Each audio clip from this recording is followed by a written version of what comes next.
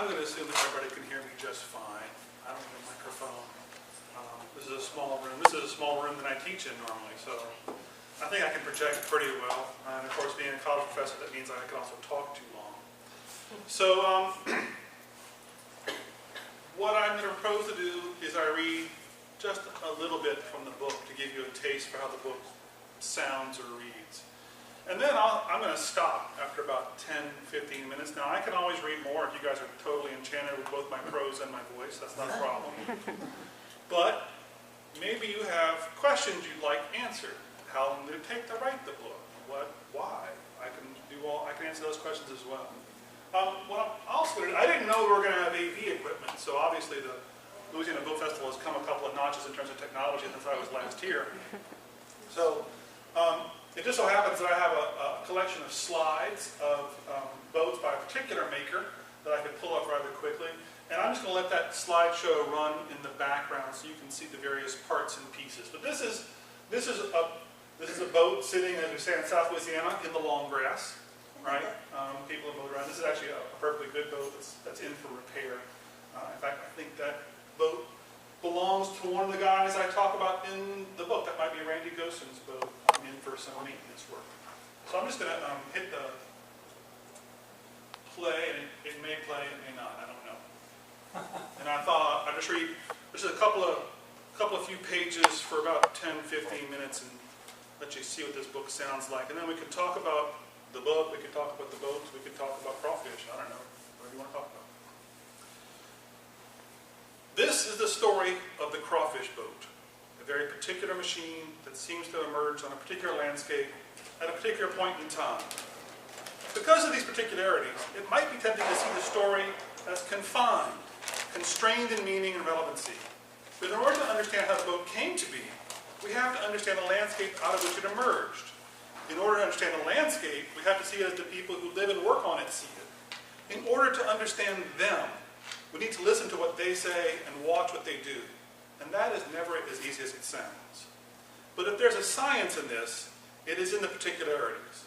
The exact facts that are to be found both in the things that we can see and touch, as well as the things that we can hear if we linger long enough in doorways as people tell us about the world as they understand it. And so this is really the story about the people who brought the crawfish boat into existence, almost whole cloth, like Athena springing from Zeus's brow.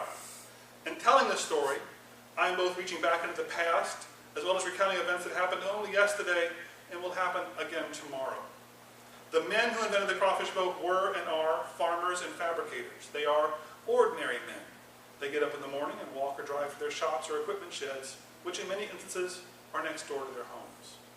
If they are farmers, they survey fields full of rice or soybeans or full of water for crawfish. They worry about the weather. Will it rain in time so they don't need to start up their well pumps? Or has it rained so much they need to pull their drains and let things dry? Will the predicted severe storms lay their rice crop tan and heavy with full kernel down on the ground, making it impossible to harvest? Or will they have the chance to run their combines, harvest their rice, and take their chances of what the bills are paying this year?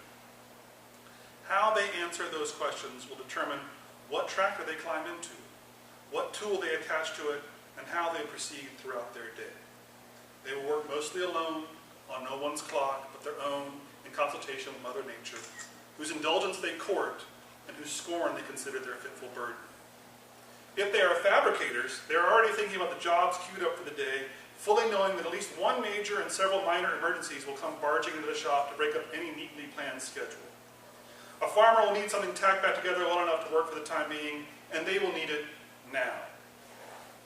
Someone else will come in with a job and they will want to discuss it in detail now. Some piece of inventory that they thought they had in stock and is required for a job will need to be ordered now. And it will require cleaning hands and going into the office, whether we get chilled by the lovely air conditioning and comforted by a soft desk chair, only to have to rise again to crawl back under a tractor or grain cart or crawfish boat, reaching past crusted mud or rotting rice or crawfish or hanging wasp nests in order to get back to work. They are ordinary men. They are, as the historian Francis Andrews observed about makers from the time and place, men who were doing ordinary work, and they know it, as they know it, without any idea of doing a great and notable thing or one privately inspired by any name to be made in the success of it. What we know about the predecessors of our modern fabricators, the medieval stonemasons who built the great Gothic cathedrals, we have gleaned from occasional mentions in the historical record. The architect John James lamented about these medieval artisans that little is known about them. A name crops up here and there, and a few comments assure us they were no more anonymous than we are. We read of them sitting at the high table with their clients. The mentions are few, however, and we are faced with the fact that very little is known about the actual men who created Gothic architecture. One of the world's greatest styles would seem to have come into being without leaving a trace of the people who made it. Our response is not to care, to write history as if ages produce buildings or cultures invent jokes. It is not a terrible shorthand. It is not a whole cloth concealment of any underlying actualities. But such abstractions, and they are abstractions, they short and obscure a much more complex reality that deserves our full attention, if only for a short time. A reality that is complex because made up of people with different attitudes and different experiences. I want to stop there. I can read more, but I can get a little bit of taste of the way the book sounds. Maybe tell you a little bit about how the book came into existence, if that's at all interesting, and what all went into producing it. So, what happened with the book was I was actually working on a book about the history of gumbo. And one of the things I became to realize as I was working on gumbo, and I was also doing a lot of work with the various country Mardi Gras that are in South Louisiana, was I realized how Africanized Louisiana cultures were. And so I became increasingly interested in a number of the sort of root African cultures that you could find in New Orleans, and some of those also in Lake Charles, which were precisely the areas that were hit during 2005 in the storms. And a good chunk of the people I had lined up to interview suddenly weren't there anymore. There were other places, and not just Africans, African Americans, but also Cajun and Creoles were just gone. They were hard to find. And, you know, like all of us, I think, who in the wake of the storms were kind of in shock for weeks and months that followed. And for those of us who lived in Lafayette, we had both people from New Orleans in Lafayette, people from Lake Charles, and the streets were crowded. Everywhere was crowded. And literally every street was like a parking lot. And you were facing this tragedy, and you were trying to help friends and family as best you could. And meanwhile, you were paying attention to national television, trying to make sense of it all. And all you heard on national television was, well, why do people live there anyway? It's a wetland. And they talked about the wetland as if it was no land. And I thought, well, that's not right. People in South Louisiana don't think of wetland as being no land. They think of wetland as being incredibly fertile, a lot of possibilities. In fact, if you think about it, what we do with the prairies of South Louisiana in order to grow crawfish, in order to grow rice, is we flood them. We make them into wetlands, right? Everybody's been west of Lafayette, you've driven on I-10 heading towards Houston, maybe you've stopped and looked and you've seen things that look kind of like marshes. Those are flooded rice fields, right? 300 years ago, there was a buffalo roaming on those prairies. It was just dry land. But in the last 100 years, we've had a bunch of clever farmers come along and turn that into an interesting flooded area. And so I had grown up in South Louisiana. I'm from here. I actually grew up in St. Mary Parish, and I now live in Lafayette. And I knew all these amazing people who did things along the bayous and in the basin and also in the prairies. And I thought, well, there has to be some way to respond, to think about how people in Louisiana think about land. And so I started driving around and looking and thinking, and I realized the answer was in front of me the entire time. It was this crazy machine that, let's see if I can back it up and get a, right? This machine. What's compelling with this machine? Well, this is the only boat I know that you can pass on a highway. Right? When farmers have finished the job in one field and it's time to move the boat to another field, they don't put it on a trailer. They drive down the highway because they can.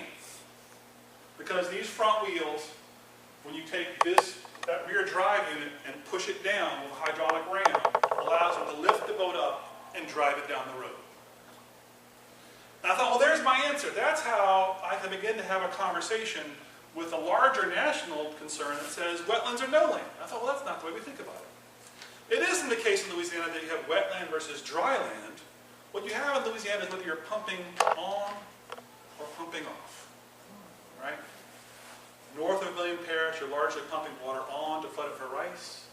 In Vermilion Parish and other southern parishes, Cameron, you're pumping water off to graze cattle. This is the story I want to tell. This is the story I want to tell. I want people to realize that people in Louisiana have long thought about land differently because they had to and because they could, because of the means to do that. And so I started working on this book around 2007. It took me about 7 years to get it right. Because it took me 7 years of spending time with farmers and fabricators, as many places I could get into and talk. And I have to say, one of the great thrills of being a folklorist is, first of all, it's my job to go around and be stupid, right? Why do you do that? What do you do? How do you do that? Can you show me how to do that? How does that work? And the great delight is that no matter who I ask, young or old, black or white, man or woman, they're always like, come here, Chef, let me show you. You want to ride with me in the tractor? Fine, ride as long as you want, I'm bored. I'm tired of listening to the radio. So I spent a lot of time just trying to, just listening to people, listening and watching what they did, to try and, in effect, get inside their heads. Now, I'm not a rude person. I'm not trying to get inside their heads and pry away secrets. I'm just trying to get inside their heads and understand how they see the world. And so I spent years doing that, so I could try and communicate that to, the rest of the world. Try and get them to understand and appreciate these men and women for who they are and how they are and the things they do and see every day. And that has really been a real pleasure. It's been a pleasure to give the book back to these men and women and then later say, okay, did I get it right? And I'm like, yeah, you mostly got it right. I wouldn't have put it that way. That's all right. That's fair, right? That's fair. If there's a science in this, like I said, it's when the people you've talked to are like, well, I don't know. Maybe you didn't get that so right. Well, okay. Sometimes you fail. Right? But I had a great deal of fun doing all that work. I learned a whole lot. If there's another book to come out of this, I think I want to write about how the guys who do the repair work, the guys liked it. So I didn't really talk about the number of shops involved. They're listed in the back of the book for those interested. And you can drive out to any of those shops and they'll talk your ear off if they're not busy. And this is a good time, because they're not too busy this time of year. Things have slowed down. But the guys who did a lot of the repair work are the ones that really interest me, so the people like the Oldingers. Because there's something, right, we're used to thinking about the knowledge it takes to make something, right? And John Deere makes a lot of tractors, but John Deere doesn't repair those tractors. The tractors get repaired by people like the Oldingers. And those guys have to understand not only how those tractors work, but how the guys who use them work. And they find a middle ground. And they also understand how much those guys need those tractors either now, or how much they can afford to pay. How long this tractor needs to last. Does it need to last for just a year? Does it need to last for 5 years? This is all this complicated math they do in their heads that fascinates me and I think is worth thinking about in terms of just getting us to think about knowledge in a different way. Right? It's time to sort of repair knowledge, I think. But this is where I started the work, was trying to have a conversation about landscape. And I ended, I hope, in the book with a sort of new understanding of what it means to think with things, to build things that are in response to the landscape. These guys are incredibly smart.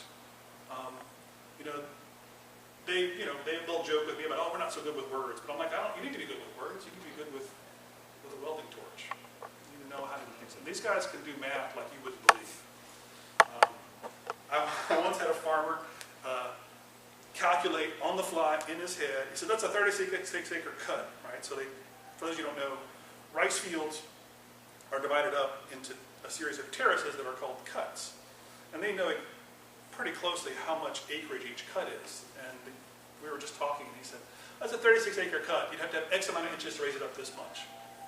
So I asked him, how do you know when to let your drains go or let it drain the field? These guys can do math like that in their heads.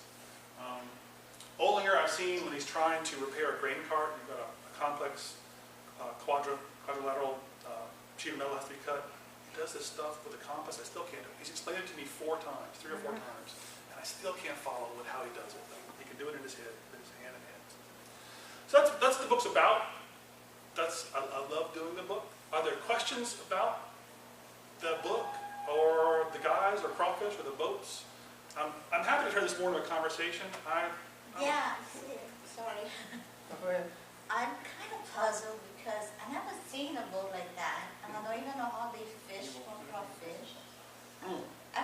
not from Louisiana. I'm trying to learn everything I can. Well, Like, the boat to me, I never saw.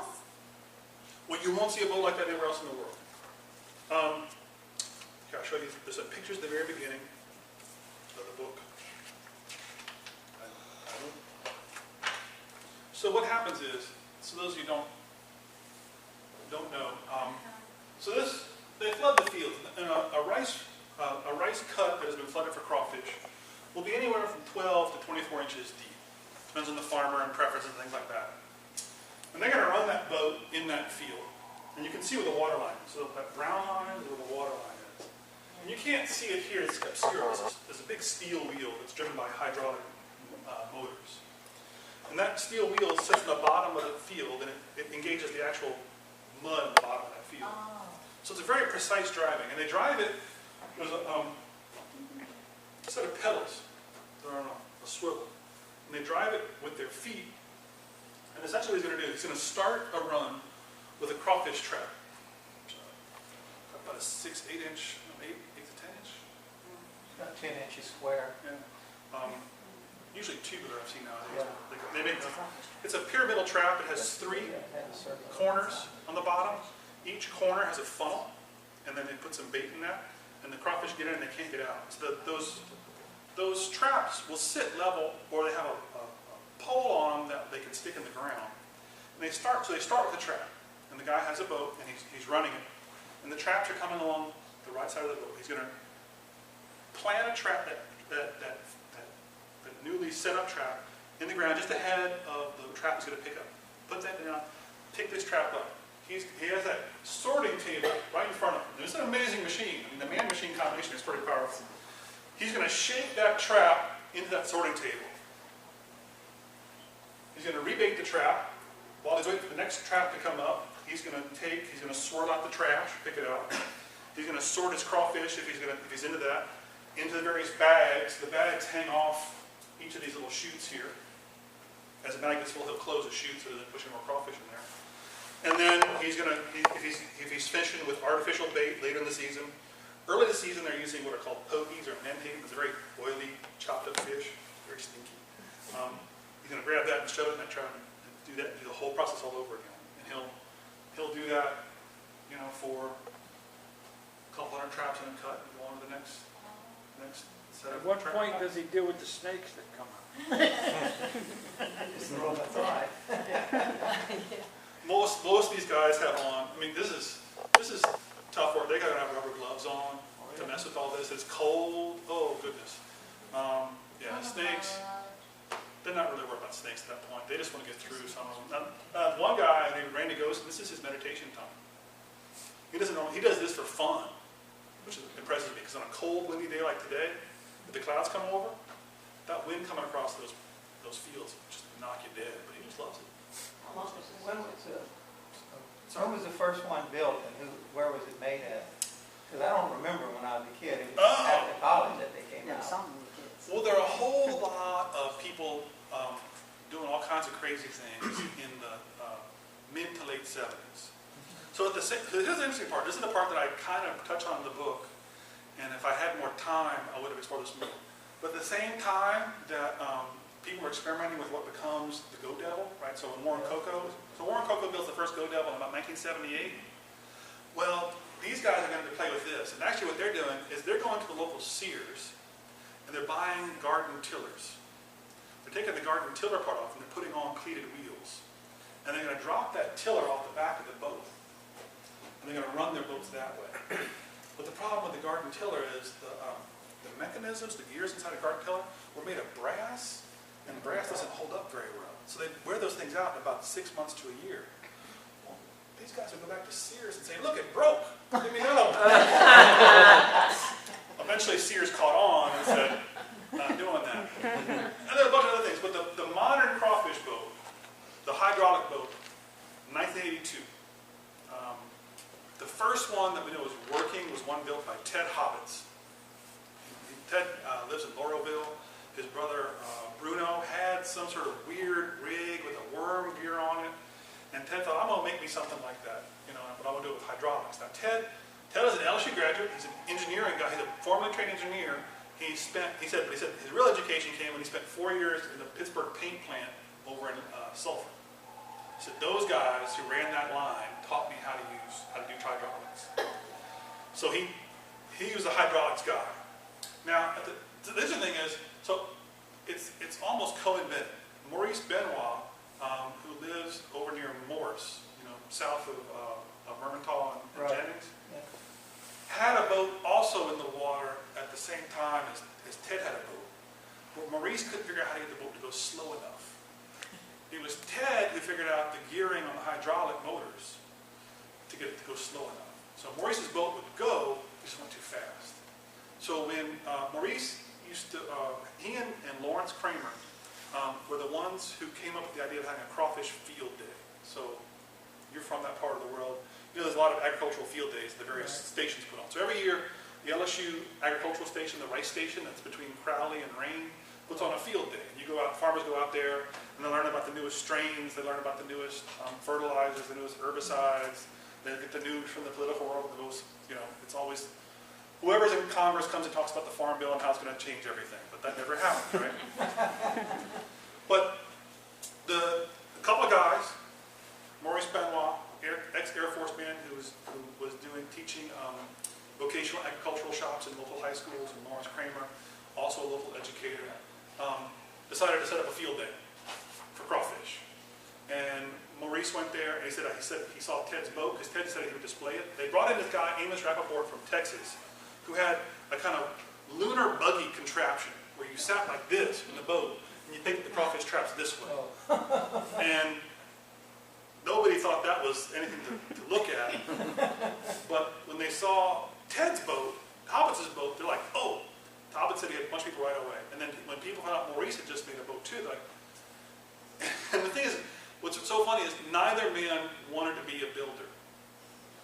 They were like, in fact, Maurice said, he says, so-and-so came to see me, and he says, how much for a boat? He says, I don't want to build them one. I said, I'll show you how to make one. You make one yourself. No, how much? Look, I'll write you a check right here for $2,500. Maurice says, no fool. That's going to pay me money to take a boat. Right? And so for the first 10 years, so to be clear, this is also helping you understand why these are special. First 10 years or so, everybody was using what they call green hulls or commercial hulls. They were buying regular monarch hulls to regular fishing boat hulls, which is fine as long as you're taking that boat and you're keeping it inside a cut. But the minute you need to go from one cut to another, you got to go over a levee. And that's a lot of force. And so what happened was they started building custom hulls. So these things are all custom made. This is a custom made aluminum hull. That drive in the back is a custom made steel unit. Each of these makers has their own hull shape, their own hull pattern, their own drive unit. So they're all, not secret, it's just they all have their own particular way of putting things together. I can look at this hull and tell you it's an Olinger hull because he did for a long time. He has the wheels inside like this. Kurt Venable has his entirely enclosed. Mike Richard bolts his wheels on the side. A couple things. Olinger likes to put this steel roll bar in the back. He once had a client who lost one of his men to a boat that got turned over and drowned. It was just an odd kind of freak thing. And he doesn't want to have that ever happen again. So a lot of this is about individual experiences as well. But yeah, so that's that these boats have developed over the years. But in particular, what happened is once they had that drive unit in the back, you gotta remember, when these things hit those levees, no matter how slow you're going, you still put a lot of force on a hull. And what that thing wants to do is take that little aluminum transom and just fold it up like a beer can. So these things are all very heavy duty.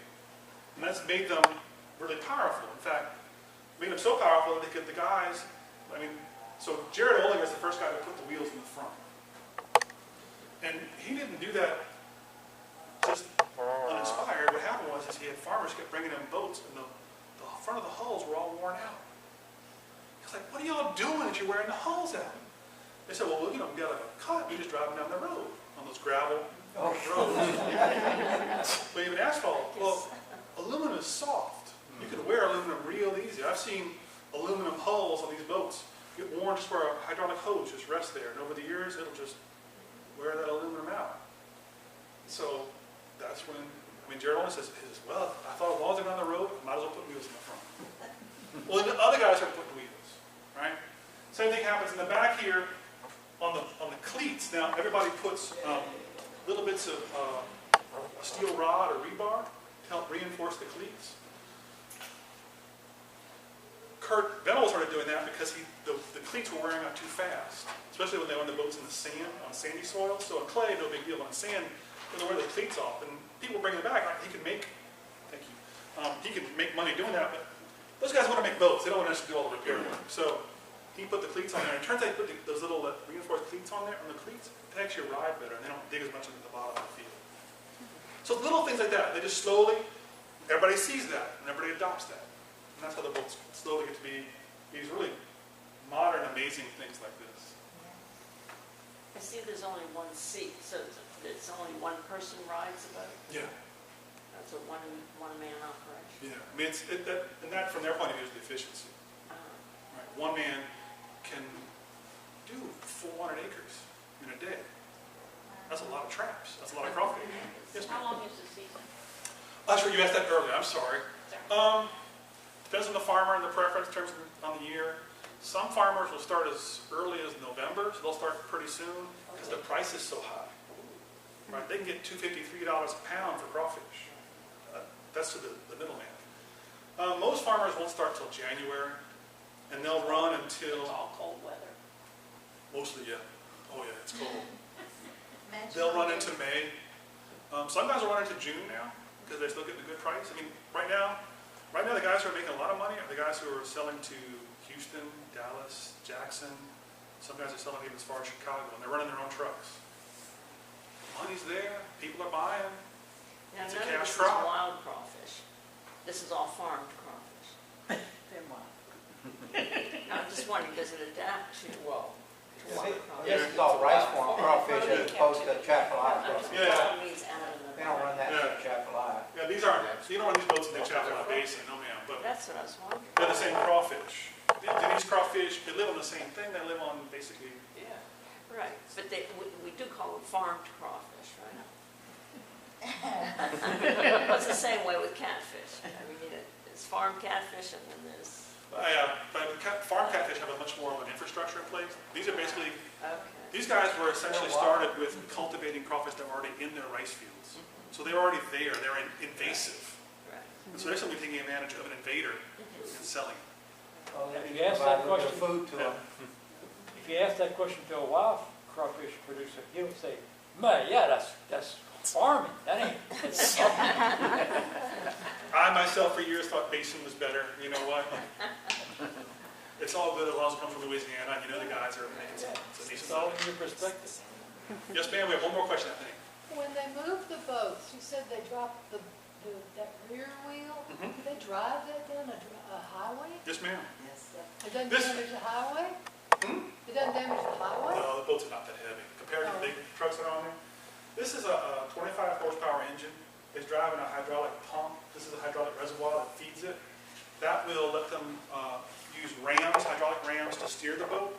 Hydraulic ram will also push that wheel down, and it'll also let them turn the wheels. And these wheels will go backwards and forwards. These things have forward and reverse drive. They're just amazing. That hydraulic wheel doesn't lift up when they're on the highway? It pushes down. Oh, But like the it ram does is- when it's, Well, in the water, they just let the wheel drop. But when they're trying to get over a levee or they're trying to drive on the road, they'll use a ram to actually push it. So it's either a float or push down. So that becomes the third wheel. Yes, ma'am. Yeah. Yes, ma'am. It's a reverse drive. I think that's all we have time for because the young man in the back is telling me to stop. So, thank you, Teddy, for being so patient. I appreciate all you coming.